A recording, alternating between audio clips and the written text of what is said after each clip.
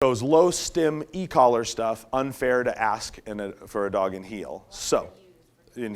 So it depends on your criteria for healing, what you're using it on, and how the dog takes it.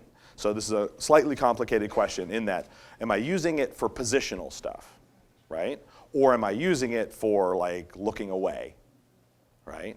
Am I using it for a dog that's supposed to touch me when they're healing and they're breaking contact? So contact healing, for instance, where I teach the dog to touch me, that responds well to pressure, right?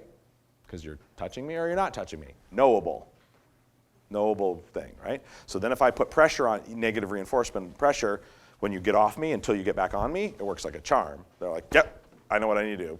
Keep my shoulder on your leg. So it depends on what you're using it on. It also, when you say low-level stimulation, so just like, depending on how the e-collar was introduced to a dog, just like the leash can be used as help or as punishment, once the dog is fluent with the leash, so potentially can an e-collar.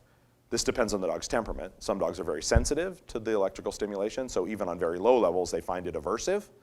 Other dogs, that once they're fluent with the collar, low levels of stimulation don't bother them anymore, and they're more like reminders, they're more like help.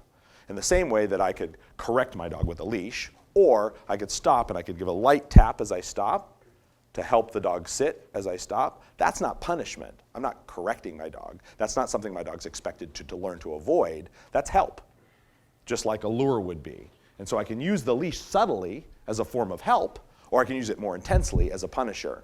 And with certain dogs, and especially sport-type dogs, it's also possible to use the e-collar that way.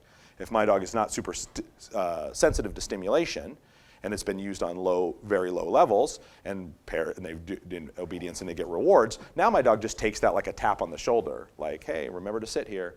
Hey, back up a little bit.